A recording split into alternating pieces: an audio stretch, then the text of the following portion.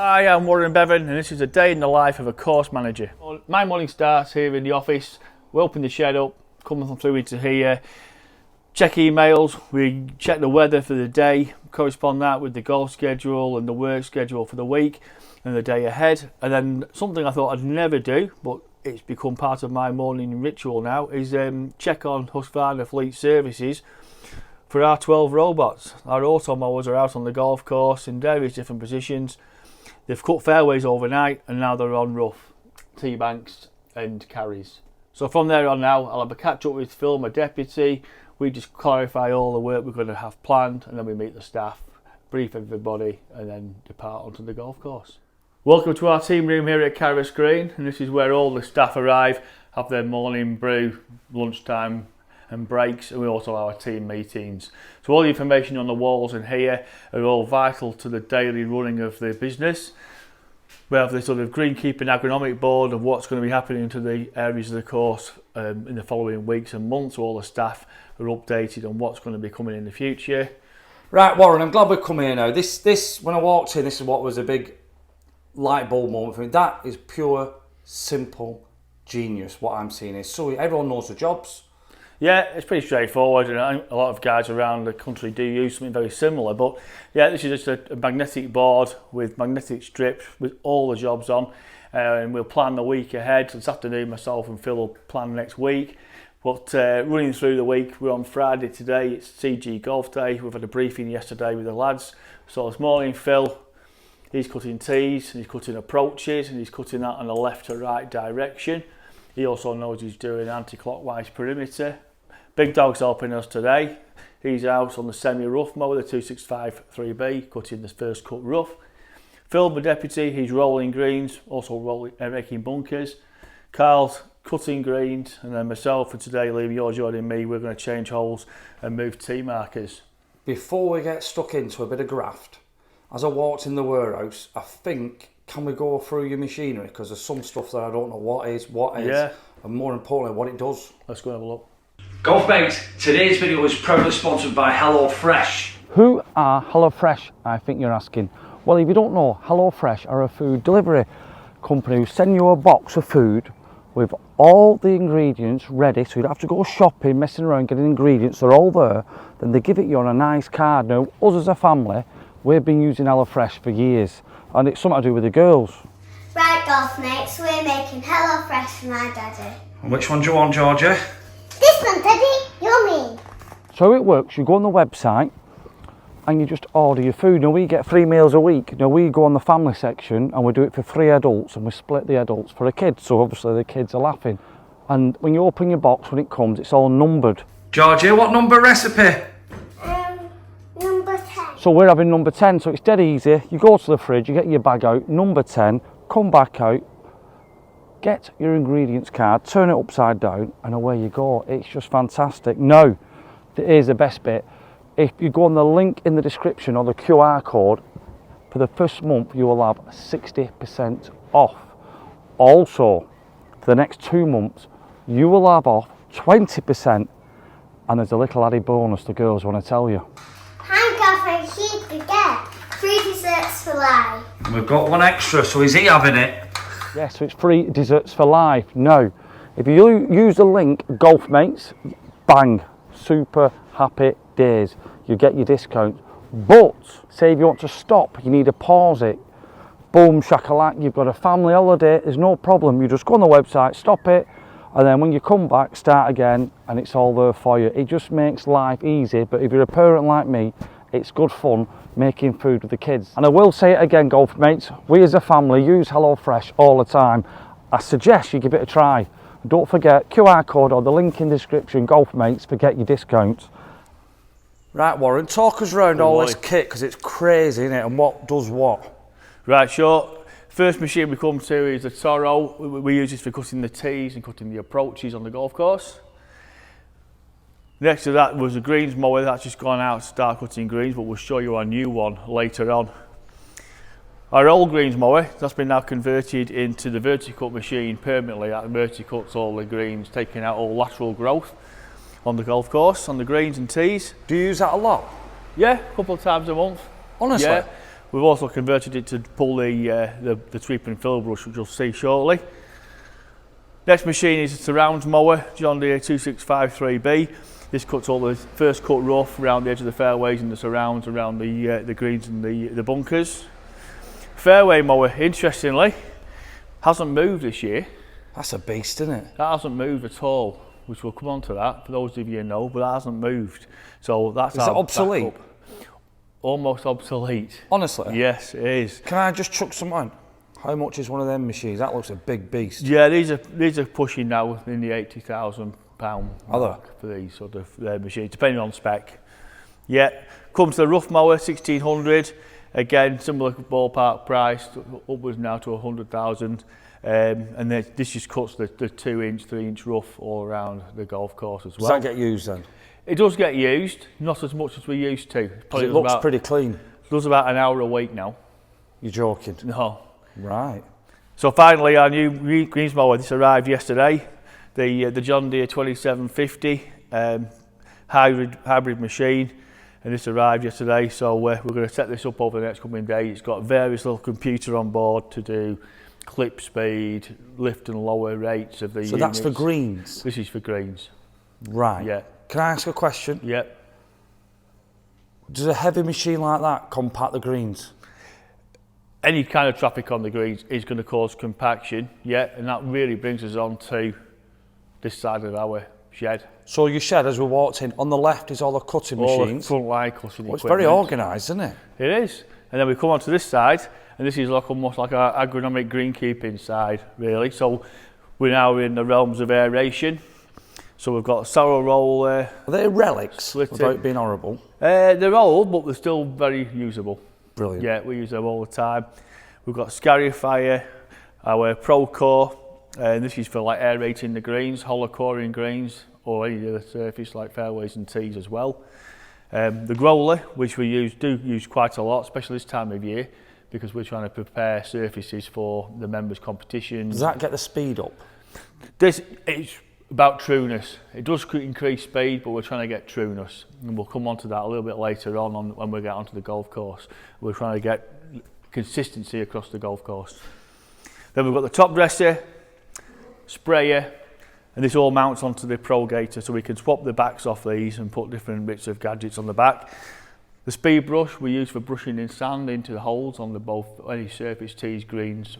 That's very important, that, isn't it? Yeah, very important. Yeah, when it comes to top dressing, we're talking 140, 150 tonnes of sand on the greens a year, just to help with surface drainage, smoothness, trueness. And then our tractors with our Verti-Drain on the back, the Vedum in there, that actually punches holes in fairways. Again, tees and greens, we can change the times to different sizes. So these are still very useful? All the time. We've got a tractor and blower with a tree-lined golf course, so when it comes to autumn time, we're clearing leaves with the blower. We can take debris away from around, clippings and things like that. And then we're into our fertiliser storage I have area. never seen anything like this before. So we've got the plant food mix we use on the greens, which we use through Turf Care. We've got the creeping bent grass seed that we overseed the greens with. We've got the feed here for tees, which is going out shortly because we're going to do some renovation to tees next week, putting sand on and then a second feed. That'll take us through August, September. We've got the greens granular going out as well next week, because again we're going to do some mini renovation to greens next week. Then we've got into the hand tools, we've got the spreaders for putting fertiliser on, dropping seed on, our chainsaws and strimmers, etc. Hole changing equipment, which we're going to use today, Liam, and go out and help change the holes for the golf day today. And then we're into the pedestrian mowers, walk mowers. Are these obsolete now? No, these are all electric, the first two, petrol the third one. So these are like, we use these in the gardens. Right, because that's another part of the job, isn't it? Yeah, we've got gardens on site and off site, like our accommodation, holiday, residential houses. So they're electric? These are battery operated electric, so around the houses and around the clubhouse area, very quiet. How long do they last? We get about 40 minutes out of a charge. So you can get a lot cut in that. We get a lot cut in that time for our area. Backpack blowers, which are always out, clearing just leaves off greens, off tees, divots off tees, ready for mowing. and then obviously a range of hand tools and things like that. And then that takes us into the washdown bay outside, which is, you know, that regulation nowadays. All our machines have to be washed off and greased, and the water recycled. Okay, Liam, today's first job, hole changing, and we're also going to move the T markers on the T's and get them all set up for today's competition. This looks like some kit. Is it easy to use? Does it take a long time? No, it's a 5-minute job, and we'll have a new hole cut on the screen. So we have the hole cutter, the board, a little box of tools. Come on. So this is one of the holes today we've been asked to put near the front. So this one's going down here today. Our hole changer sits in the board. Get that squared up. We've got a couple of rules though. We're going to be minimum 3 yards to the edge and minimum of 3 yards from an old hole. They've requested it front right, the pin was front left yesterday, but that's why we're quite close. But as long as we're more than 3 yards, we're okay. And that's a rule, because you get a lot of golfers thinking when you see a flag near the edge of a green. Yeah. So the rule is how far again? Typically a flagstick. If you work on a flagstick length from the edge of a green, that will be typical. Wow. And then obviously we've got slopes to consider as well. So I don't think no normal golfer would have known every time, oh, that pin's illegal. But no, I just know the fact. Yeah, right. Yeah, there's a few things to consider. So they're dead simple. We get this squared up. Make sure that's nice and square. It's not leaning.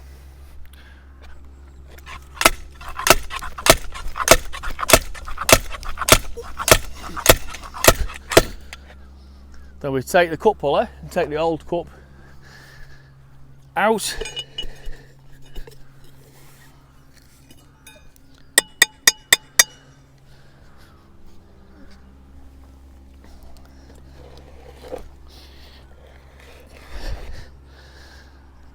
This just slides into the You're making it look very easy. previous location.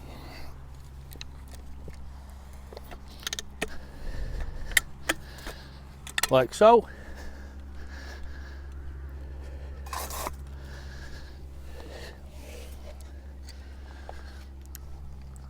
Cup setter.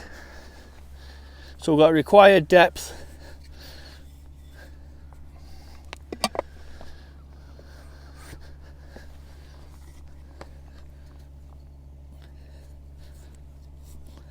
Question for you. Go on, Liam.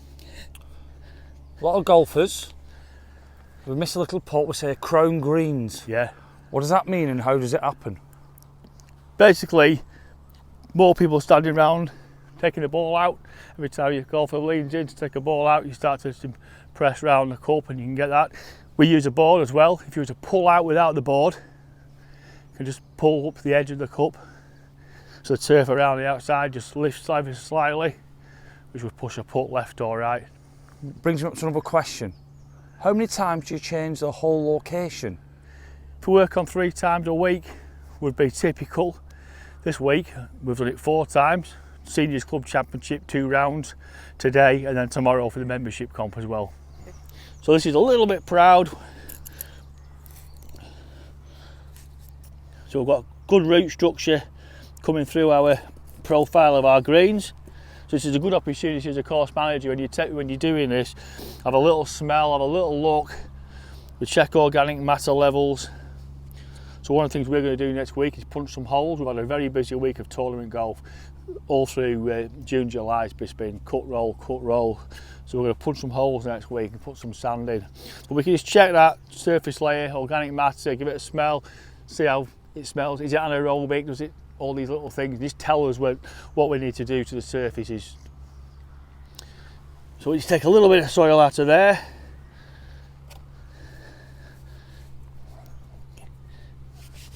Get that back level. We can just use the board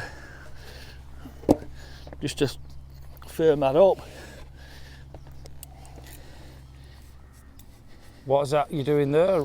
So we're just making sure all this edge, if a ball should roll over it, it's all true. And a little bit of sand just around that edge, just to help that all Wow, how neat's that? knit together.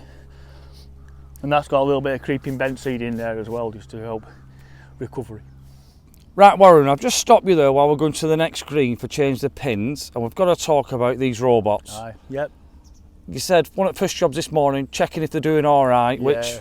they don't normally ring in sick, do they? They don't. No, my routine now is wake up in the morning, turn on my phone, look at my app, and just see where they've been, what they're doing. We know they're programmed to do fairways all evening from 3 o'clock through in the afternoon till 3 in the morning. And then they work onto the rough. So from 4 in the morning they come onto the rough. And that's what this one's doing here as we speak. So all the rough now on the whole golf course is mapped with the Sioras. That's just taken so much time off the big machine. It's reducing the diesel consumption. So are we going to go back to the beginning, the big machine, what you said you've hardly used? Yeah, 1600, and of course the 7700 fairway mower. That's not been on the fairways at all this year, just the Sioras. Haven't touched that machine. So the 1600 just does a few areas just around trees, just in the really depths of the little copses of trees we've got around the golf course. But this one here, it's negotiating trees, no problem. As you can see, actually, it's just whipped round it, hasn't Just it? whipped round, he comes back and finishes the bit he can't get from this side, gets very close. What we're seeing now, and as you probably pick this up, it's quiet. The Yeah, golfer's can't. experience now on the golf course is just pace. Can I ask you a question then? With this winter we've had, which Yeah. has been absolutely shocking with rain, Yeah. and I've played here doing videos, so I'm not blowing the old trumpet, but the condition of the course has been great. Can they still go out when it's wet and soggy? That's the answer to the question. That's why it was great so early on in the year, where we couldn't put a traditional fairway mower out on the fairways. Although we weren't saturated, it just wasn't great condition to put a mower out. You would not choose to. These were going out all the time, keeping condition, definition, and presented the golf course how we wanted it. So we started today, Yep, 5 o'clock, but the lads started coming in from past. yep, The people are teeing off at 8. yep. These people in the competition today, they're going to get bunkers raked because you've got the time, even Yeah. with 4 staff. Yeah, Pins changed, yeah. semi-rough cut, Cut. fairways cut through the night. They with were all us. cut last night. It's unbelievable. So the tees are cut, greens cut and rolled, and obviously we're hole changing this morning. Little thing you touched on there was bunkers. One of the things this has freed up for us now is that extra time in the day. While this is doing the rough, I've freed up a guy from doing that job. We're now edging bunkers weekly, edging paths weekly, divoting daily.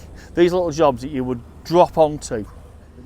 I've got 2 questions now, Yeah, probably for the people who's not got the resources, but having these robots, and it's not about losing people's jobs, but how many staff would you need to do what you've got now?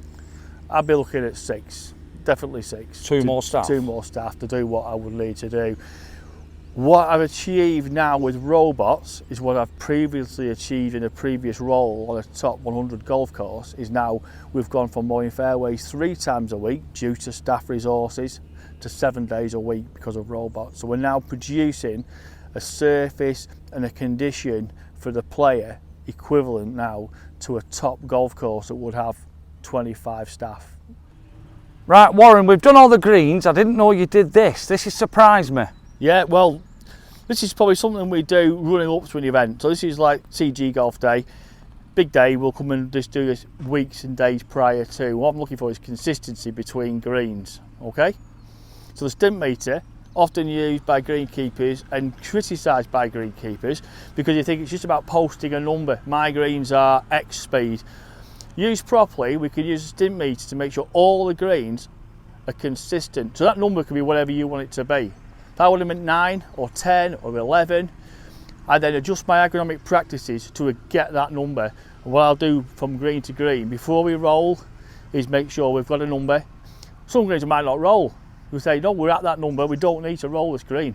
Sometimes we will. So we'll do this ahead of the roller and tell Phil, don't roll number 9, don't roll number 8, 15's fast enough. Just a roll on this, or a double roll.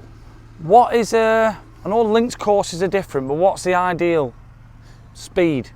Tournament golf, you're looking around, I'd say 9.5 to 10.5, 11, okay? Links course is a bit more windy. They tend to keep them between 9, 9.5, because once that wind gets up and the ball oscillates, you can't ground your club etc. So that can be an issue. What we've tried to go for today is 11.5, around there, 11.5. Give the golfers a really good tournament experience. Okay. So what we've come out today, we've got our stimp meter. So what's the stimp meter and what's the other one here? Okay, well we'll come to this one because we use this running up to the event as opposed to during the event, okay, but it is useful, okay. So we're going to just quickly do a stimp on the green. We're going to roll this down. We run 3 balls down.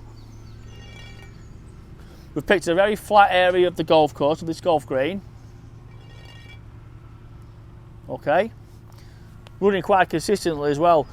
3 foot stimp meter, 1, that's 3, 6, 9, 10, 11, 11.5 there, okay. Is it that basic and that simple? I'm not being funny, that will that's it. There's not much technology into that. We're going to go back just because there could be a little bit of slope in that. You see that's running back towards that tee peg.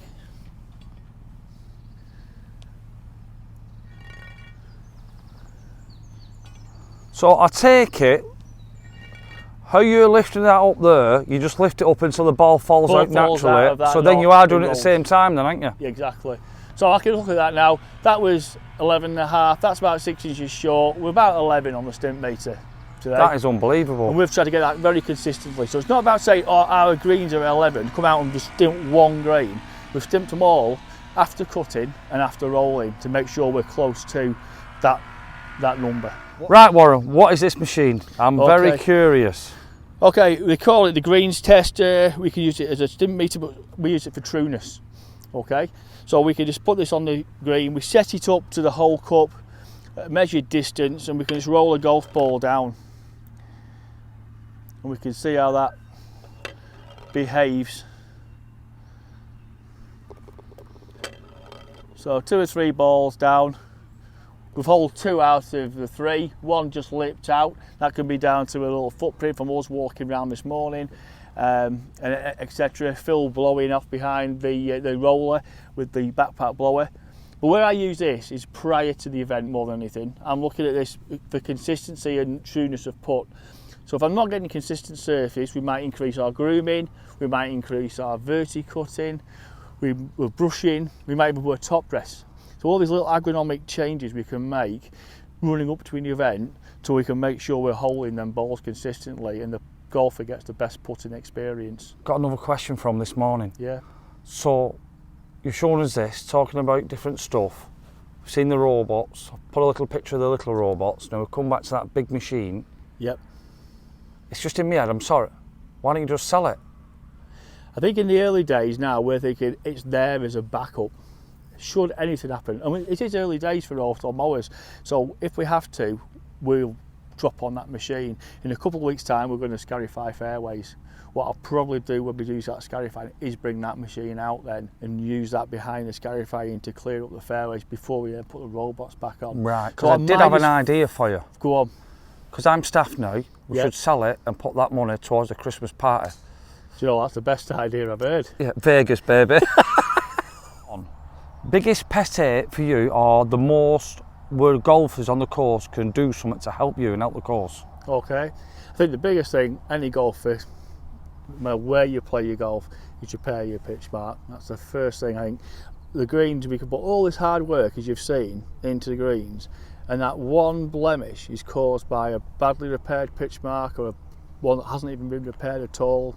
And I think that's just the most important thing a golfer who has got pride in their own golf course or a course they're visiting can do as some respect toward the green staff at that venue. Right, I've got another question.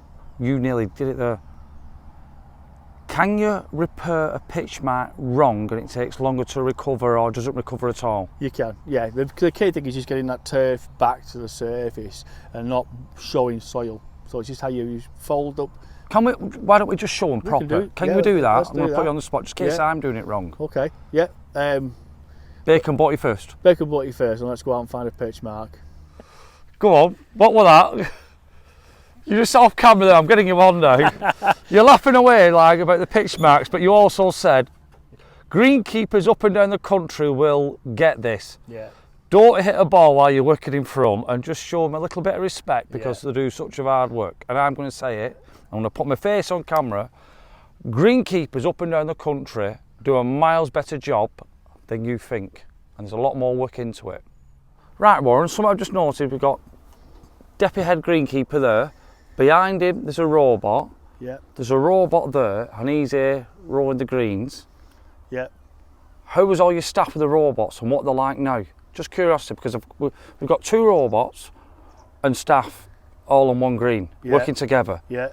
Well, they bought into this from day one. So since we had the first demo, they were literally sold on the idea, and it wasn't about, you know, not wanting to sit on a mower mowing. It was about these extra little jobs that we can do. So we've just become. Well, I'm actually watching now.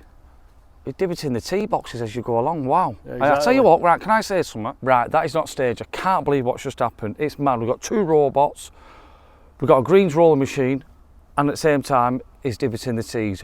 Unbelievable stuff. But is it going back to where you said they've got the time because of the robots are helping you, yeah, like an extra hand? We'd probably normally have that member of staff cutting the rough today on these holes or the fairways, obviously, for a competition like this. But this has just freed up the opportunity for Phil, you know, to divot as we go along. So that's just an opportunity. Now we're doing that every day. Right, Warren, I've got you just raking the bunker there. One of the questions on the Facebook page: can you ask the greenkeeper, course manager, how do you get consistent bunkers, or why do you have on some courses, there might even be here, inconsistent bunkers? Okay, yeah, that's an interesting question. Quite a contentious issue, bunkers. It's probably where everyone will play a shot from at some point in their round, and the easy thing to do is blame the bunker, the sand, the depth of the sand. It often isn't blamed on the person who's hitting the ball and their inability to get a ball out of a bunker. But there are a few things that can cause inconsistency. One is the type of sand. If you've got the wrong type of sand, particle size and the particle shape, that can be an issue. Washouts, so when it rains and silt and clay particles wash in, and then that gets mixed with the sand, that changes the consistency of sand, so it's now no longer the product you bought. And over months and a year, that will gradually change, and it will just change the drainage properties of the sand. It will change the ability for it to pack and be a bit more compact on the base. Is that what we're seeing here? I could show, like that ridge there. If it rains, bits of the soil can get in. The soil from that face could just contaminate ever so slightly. Now, one way to eliminate that is to line the bunker. So all our bunkers are lined with a matting, and there's various types on the market that various golf courses around the country use. But when the sand moves down the face through heavy rain, it doesn't expose that soil base that can then wash more in. Right. So we've tried to reduce. So it's like minimal. Yeah, it's minimal. So it'll last longer. Exactly. It'll only get contaminated. Yeah. A small bit instead of a bigger bit. Exactly. Obviously, drainage from bunker to bunker around a golf course could be significant. One could drain really well, one could drain really badly, and that will provide an inconsistent surface between bunkers.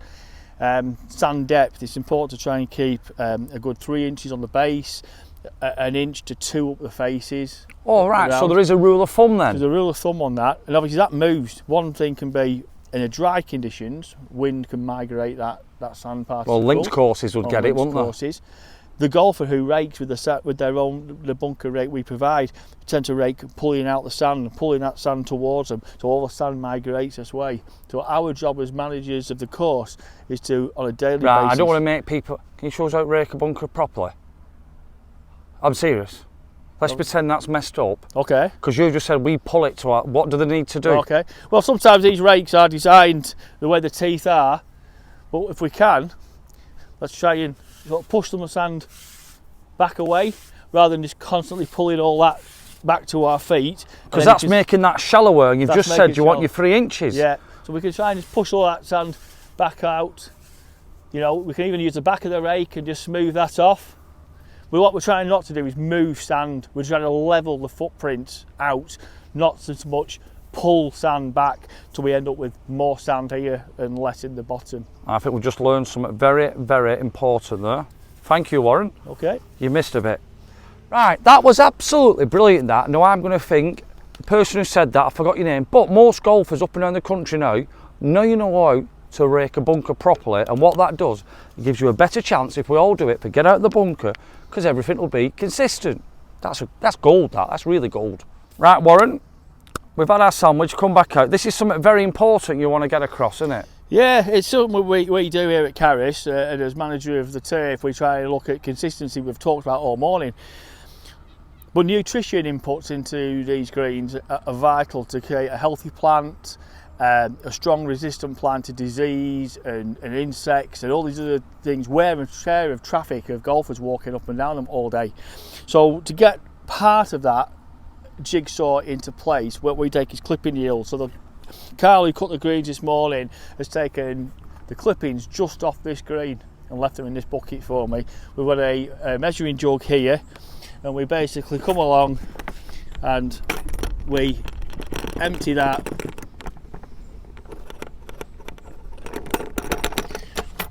We'd normally do this in the workshop afterwards. Is that for the spillage? That's for the spillage. Listen, it's all real on the channel. Yeah, that's it. So we've got all the clippings out of there. Okay. What we do is a gentle press and a bit of a tap. And what we can do then is read off there, and we've got 4 litres of clippings off this green. Now every green is a different size, so we know the size and the area of the greens. We can divide that by the square meterage and get a clipping yield per square metre, and what we're trying to get is the same figure off all the greens. Does that make sense to you? No, I want some more information. Okay. So I get you're getting the same clippings, Yeah. so I might be wrong.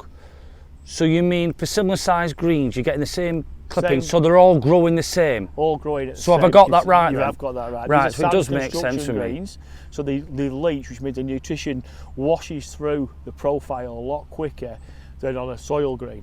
And because we've had a lot of excessive rain this year, we're losing nutrition to the drains a lot faster. So by just doing this little test, very simple, we can just see what yield is coming off the greens. And when we see this decrease below a certain... Well, that was going to be a question for me. Yeah. If you get some greens who are not getting the same, does that mean you have to go investigating? We're looking at that, and we probably actually have to go and feed that green individually, Right, so that might get a feed for help it growing. helping that one get back. Oh, I'm learning loads here We have now. to look at all the reasons. Now, we are very consistent across the course, and most courses are, they're very consistent. There will be microclimates between greens, and that's why.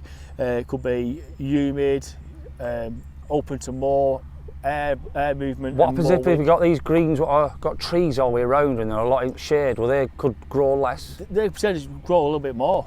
Or could Yeah, a they? little bit more humid, more growing conditions. It's more greens are more exposed to the wind. Possibly will slow down just a little bit in growth and yield. So this is just a little, very simple, quick way of measuring how much grass is coming off, and we can look at our nutrition programs and tweak them accordingly. So how many times a week do you do that, or is it monthly? At the moment, we're doing them like once a week.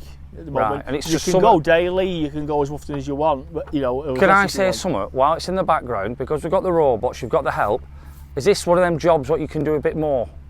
This is what we were doing anyway. Was it? I see this Okay. as a vital part of my role as course manager and managing the turf on the greens. You could roll this out across any of the surface, tees, approaches and fairways, but I think it's more for us on the greens, it's where it's most instrumental. Right, Warren, Petty, what we said earlier on about pitch marks, you're going to show us how to do them proper and what happens when you don't do them proper. Okay, right. Well, basically there's a pitch mark here in the green. I'm playing golf, I've got my putter with me, I've got my pitchfork. And what I want to just do is prise up the turf that's been pushed into the green. I'm not trying to like close it up. So closing it up, is that where you can rip the roots? Exactly, I'm just trying to prise up the turf that's just been... Now come along with my putter, back of your foot. So we should end up, we still see all green grass, whereas you come over here and look at ball mark that's not been repaired properly, we've got spot of turf showing, And how long will that take to recover? Weeks. Absolutely Honestly? weeks. Yeah, we use sand dressing or little spot divots and just use a bit of a divot seed mix with creeping bent in and try and fix some of those. But, you know, again, that's probably a job that we'd like to do more of, but we don't. But that's back to the old adage, if everyone repairs one pitch mark and one other, but sometimes a badly repaired pitch mark is worse than just not even doing it, because at least the next day we'll come along before we cut greens. And you'll see it. We'll see it and we'll repair it. Yeah. What I will say, day's not finished yet. We've had our brew, we've shown this. I think it's back to the office for the last part of the day in your job. Yeah, let's go. Day's nearly ended for me, not for you. There's a lot more you've got to do yet, isn't there? There is, yeah. So my practical part of the day for today is done. Guys are off now to some of our properties to do their gardens, filtering some workshop work, bit of grinding, bit of replacing belts on the mowers, backlapping, etc. I've got a little bit of paperwork to do. I've got a few health and safety forms to fill out regarding the spraying we did yesterday. Update Turf Keeper on all the work we've done today. Check my emails, reply to them if necessary, and then a few emails here on invoices, so I'm going to do the budgets and things like that. Next week we are going to do a core and address on the greens. So the machine's already set up. I've checked the store, we've got enough sand. I've got to check the seed. We've got enough seed, but I just want to calibrate the spreader. So that's all done, ready for next week. I've got to order some tines to go on the verti drain to start doing some tea aeration as well. We'll be doing that in the next couple of weeks' time. So just getting all sort of products in a row, getting maintenance, equipment, service and done, all ready for next week really. So it's been an amazing day for me. I've learned so much. Hopefully people watching have learned. I'm going to have to ask a question. Yeah. Now I've seen with the robots and stuff, where do you see the greenkeeping job in 10 years' time? That's an interesting question, Liam. If you'd have asked me the question 10 years ago, where would I have seen us now? I probably would have given you a different answer to what we are actually experiencing. And what we are experiencing now is massively a labour shortage. The response from the robotic mowers across the country has been phenomenal. So I think we're going to see an expansion of that. There's new technology coming into other areas of machinery. Will they take over? Will we have fewer men, ladies, hands-on the golf course? It could possibly be that way. The way it's going, staff shortages and finding the recruitment is hard. What I would say, and what is really great, we have a fantastic association as Bigger.